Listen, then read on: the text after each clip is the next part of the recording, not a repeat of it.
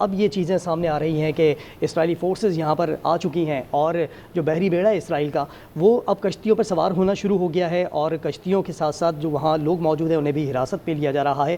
Writers نے جو اپنی رپورٹ شائع کی تھی اس میں یہ بتایا گیا تھا کہ غزہ کے لیے امداد لے جانے والی بین الاقوامی فلوٹیلا نے بدھ کی صبح یہ کہا تھا کہ جیسے جیسے وہ منزل کے قریب پہنچ رہے ہیں ان کے اوپر ڈرونز کی سرگرمی میں اضافہ ہو رہا ہے۔ یہ رائٹرز کے لائیو مناظر آپ دیکھ رہے ہیں آج نیوز کی اسکرین پر، تمام مناظر آپ کے سامنے ہیں۔ مختلف کشتیاں، جس طرح بتایا گیا تھا گلوبل سموتھ فلوٹیلا 40 سے زائد کشتیوں پر مشتمل یہ امدادی قافلہ ہے اور 40 سے زائد یہ جو کشتیاں ہیں اس پہ بتایا گیا ہے کہ 500 سے زیادہ افراد سوار ہیں، جن میں پارلیمنٹیرینز، وکلا اور سویڈش ماحولیاتی مہم جوئی کرنے والی گریٹا تھنبرگ بھی شامل ہیں، اور اس امدادی قافلے کا مقصد فلسطینی علاقے پر اسرائیلی محاصرے کو توڑنا ہے۔ مناظر آپ دیکھ رہے ہیں آج نیوز کی اسکرین پر، جو کہ مختلف کیمراز یہاں پر لگے ہوئے ہیں اور الگ الگ جو یہاں کشتیاں ہیں ان کے مناظر بھی دکھائی دے رہے ہیں۔ لوگ یہاں پر ظاہر ہے خوفزدہ بھی ہیں، چونکہ جو اسرائیلی فورسز ہیں وہ اپنے تمام ساز و سامان کے ساتھ، اسلحے کے ساتھ ان کشتیوں پر سوار ہو رہی ہے، جبکہ بارہا ان کشتی میں سوار لوگوں نے کہا ہے کہ ہم نہتے ہیں، ہمارے پاس کوئی اسلحہ موجود نہیں ہے، ہمارے پاس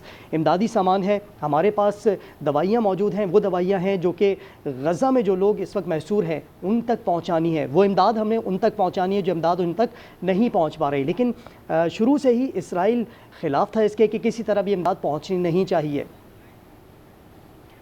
میجر جنرل زاہد محمود ریٹائر صاحب ہمارے ساتھ موجود ہیں۔ میجر صاحب بہت شکریہ آپ کے وقت کے لیے۔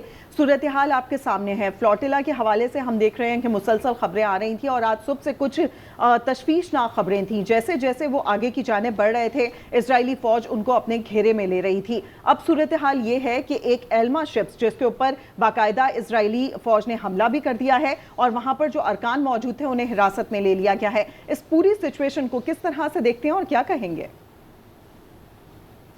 ریگریٹیبل سچویشن ہے۔ آئی تھنک اسرائیل جو ہے وہ اپنی بدنما چہرہ جو اس کا ہے اسی کو وہ دوبارہ شو کیس کر رہا ہے، اور ابھی اسپیشلی اس وقت جب پیس کی بات چیت ہو رہی ہے، پیس ڈیل کی بات چیت ہو رہی ہے، جنگ بندی کی بات ہو رہی ہے، تو آئی تھنک اسرائیل جو ہے وہ ایک سچویشن کریٹ کرنا چاہ رہا ہے کہ تاکہ اس کی ٹرمز کے اوپر ایک پریشر بلڈ کیا جائے، جو کیونکہ انہوں نے ویپنائز کر دیا ہر چیز کو، فوڈ کو، سوشل ایفرٹس کو، انسانیت کے ہر جو لوئسٹ ایب ہے اس پہ وہ جانا چاہ رہا ہے، ری ہیومنائزیشن کی ضرورت ہے اسٹیٹ کو۔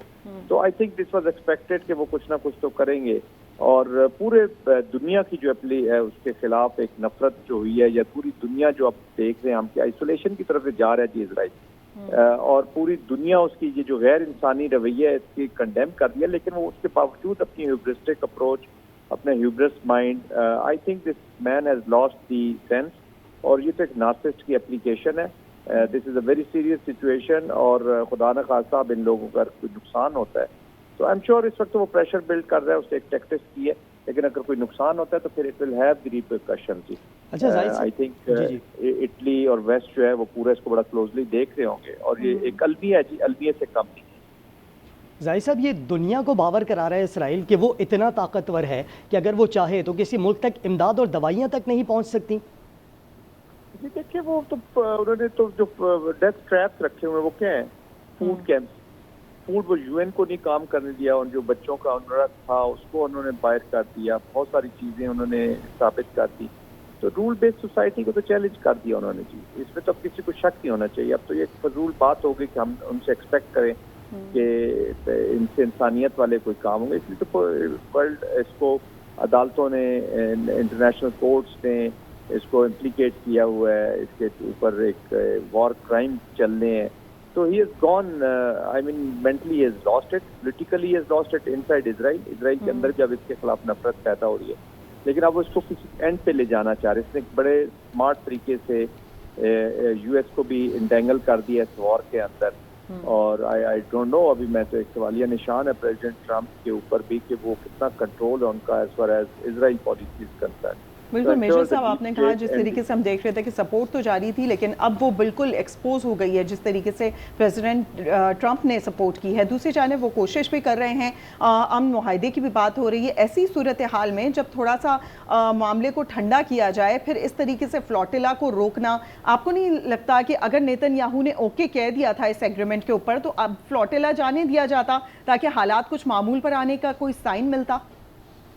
بس وہ یہی ثابت کرنا چاہ رہا ہے کہ پریشر بلڈ کرنا چاہ رہا ہے عرب مسلم ورلڈ کے اوپر کہ اگر آپ کے تھوڑا سا وہ بلیک میل کر رہے تھے, it's kind of war blackmailing, intimidation coercion کا یہ طریقہ ہے, یہ بھی کوئرژن کا ایک طریقہ ہے ٹو کریٹ این انوائرمنٹ تاکہ بات چیت جو ہو رہی ہے وہ اس کی ٹرمز پہ ہو, کیونکہ حماس نے بھی ایک دو شرائط رکھی ہیں, وہ 2-3 چیزوں کو وہ نہیں مان رہے ہیں, وہ اپنا ڈسارم ہونا نہیں مان رہے ہیں, وہ اسرائیلی فٹ پرنٹ نہیں مان رہے ہیں, تو they are creating a situation کہ آپ میری شرائط پہ میری ٹرمز پہ سیز فائر یا وار کو اینڈ نہیں کریں گے تو پھر میں آئی ول کنٹینیو ود دی وار, اور یہ ہتھیار ہے میرے پاس. اب وہاں پہ بچہ کیا ہے جی کہ وہ انسانوں کو ہی مارنا ہے, سویلینز ملٹری انہوں نے مکس کر دی ہیں, کوئی پتہ نہیں چل رہا کہ ملٹری ٹارگیٹس کون سے ہیں, سول ٹارگیٹس کون سے ہیں, جہاں بچے ٹارگیٹ ہوں, جہاں کھانے کی لائن میں لگے ہوئے انسان ٹارگیٹ ہیں, تو آپ اس سے کیا ایکسپیکٹ کر سکتے ہیں؟ This state has lost the narrative, یہ جو لیڈرشپ ہے پولیٹیکل لیڈرشپ ہے.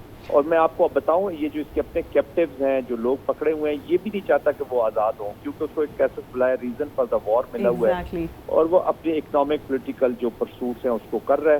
He has lost it totally internally as well and externally as well. نفرت پیدا ہو رہی ہے, آئسولیٹ کر دیا اس نے اسرائیل, اور اسرائیل کے اندر اب اسٹریٹجک مائنڈ جو ہے وہ سیریسلی سوچ رہا ہے کہ اس سے کس طریقے سے جان چھڑوائی جائے.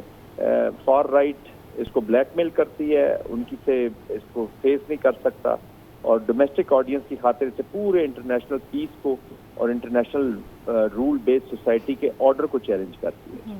اچھا زاہد صاحب, اب جس طرح سے کارروائی کر رہے ہیں, اسرائیلی جو بحری بیڑا ہے وہ پہنچ چکا ہے, لوگوں کو حراست میں لے رہا ہے, کشتی میں سوار لوگوں کو.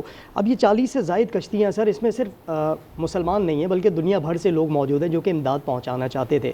اگر اسرائیل یہاں پر تمام لوگوں کو حراست میں لے لیتا ہے, کشتیاں بھی حراست میں لے لیتا ہے, اس کے بعد وائلیشن تو وہ آلریڈی کر چکا ہے انٹرنیشنل لا کی, پھر کس طرح سے اس سے بات کی جا سکتی ہے؟ جی دیکھیں نا, وہ تو لا کو مانتا ہی نہیں ہے جی, وہ تو یو این کو نہیں مان رہا, کسی چیز کو نہیں مان رہا, تو اس کے لیے تو یہ بڑا ایک نارمل روٹین ہے. تو آئی تھنک وہ تو میں نے بتایا نا, رول بیسڈ آرڈر کو وہ نہیں مان رہا, تو اس کے لیے پورا کولیکٹیو جب تک پولیٹیکل ڈپلومیٹک پریشر اور جو عرب ممالک ہیں ان کو اگر اس کی اپلیکیشن آگے بڑھتی ہے, جنگ بڑھتی ہے, تو اس کو ڈیٹرنس اپنی اسٹیبلش کرنی پڑے گی, ورنہ تو یہ سب کو رونتا چلا جائے گا. میجر صاحب آپ بات کریں انٹرنیشنل پریشر بلڈ کرنے کی, اس سے زیادہ اور کیا ہو سکتا ہے؟ کون سا ایسا انٹرنیشنل پلیٹ فارم ہے جس پر ان کے خلاف آواز نہیں اٹھائی گئی؟ دوسری جانب ہم دیکھ رہے ہیں کہ تمام کنٹریز یونائٹڈ نیشن میں بیٹھ کے جنرل اسمبلی میں اس کے خلاف بات کر چکے ہیں, اس کا بائیکاٹ کر چکے ہیں, اس کی تقریر کا بائیکاٹ کر چکے ہیں. اس کے بعد پھر ہم دیکھتے ہیں کہ ٹرمپ کی جانب سے انیشیٹ کیا جاتا ہے ایک امن ایگریمنٹ, اس کے اوپر بات ہوتی ہے, تو اس میں بھی تمام ان کی حساب سے شرائط رکھی جاتی ہیں, اوکے کیا جاتا ہے, اور اس کے بعد آج یہ ایکشن لے لیا جاتا ہے. تو پھر اور کس طرح سے پریشر بلڈ کیا جا سکے گا؟ What next? آپ کو کیا نظر آ رہا ہے؟ جی کچھ چیزیں جو سمبولک ہیں جی, پریکٹیکلی نہیں ہے کے بارے میں کہہ دینا سرسری ہے, اس کو کرنے کی ضرورت ہوگی. اب ابراہیم اکارڈ میں عرب ممالک بھی شامل ہیں, وہ نکلے اس سے. اگر فرض کریں, میں ایک مثال دے رہا ہوں, وہ کہیں جی ہم نہیں مانتے پھر اس ابراہیم اکارڈ کو, کیونکہ یہ دنیا کے آرڈر کو نہیں مان رہا, ہمارے آرڈر رولز کو نہیں مان رہا, یا ہمارے ایفرٹ کو ویلیو نہیں کر رہا. قطر پہ کل حملہ کر دیا, پھر معافی مانگ لی, سوری کر دیا, سمپل سوری کر دیا. ایگزیکٹلی. ہاں, تو وہ پھر جب آپ کی اسٹریٹجک اٹانومی نہ ہو تو پھر آپ سوری سے ہی کام چلاتے ہیں. I think there is lot can be done, اور یہ صرف ایک سمبولک فریم ورک کیا ہے نا, کوئی امن معاہدے پہ عمل تو نہیں ہے. ایک فریم ورک ہے کہ جی یہ فریم ورک ہوگا. امن معاہدہ تو ہوگا جب اس کی آپریشنلائزیشن ہوگی. جاتا کس طرف ہے جی؟ جب 19واں نقطۂ فلسطین کی ریاست کا قیام ہوگا, جو پہلا ہونا چاہیے, جس کی طرف بڑھنا چاہیے تاکہ ٹوٹل پیس آئے, تو وہ جب 20 میں سے 19ویں نمبر پر ہوگا تو آپ اسی کی پریورٹی دکھا دیں, اور وہ بھی ایک روڈ میپ دیں گے, ایک فیوچر کا ایک کورس سیٹ کر رہے ہیں نا. آپ یہ تو نہیں کہہ رہے, وہ کہہ رہے جو اس کے بعد پھر آگے بات ہو. 91 سے ہم اس طرح کے معاہدے دیکھ رہے ہیں جی قمر صاحب اپنی زندگی میں, تو یہ چیزیں آج سمبولک, مور سمبولک نیچر. صحیح. میجر جنرل ظاہر محمود صاحب ہمارے ساتھ موجود ہے. زاہد صاحب بہت شکریہ آپ کا.